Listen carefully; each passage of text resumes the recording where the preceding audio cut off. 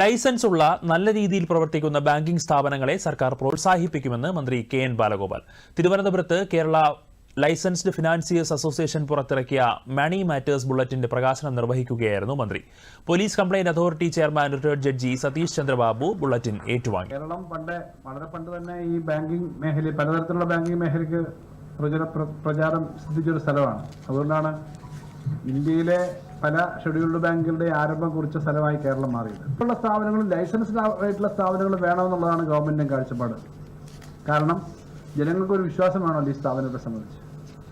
നമ്മുടെ ആളുകൾ വളരെ ബുദ്ധിമാന്മാരാണെന്നാണ് കേരളക്കാരെ പറ്റി പൊതുവിൽ ആളുകൾക്ക് ധാരണ. പക്ഷേ ഏറ്റവും കൂടുതൽ സാമ്പത്തിക തട്ടിപ്പിന് വിധേയമാവുന്നതും കേരളക്കാരാണ് എന്നുള്ള കാര്യം ഇൻവെർട്ടഡ് കോമയ്ക്കകത്ത് വലിയ ബുദ്ധിമാന്മാരെ ഇൻവെർട്ടഡ് കോമയ്ക്കകത്ത് ഉള്ളതാണ്.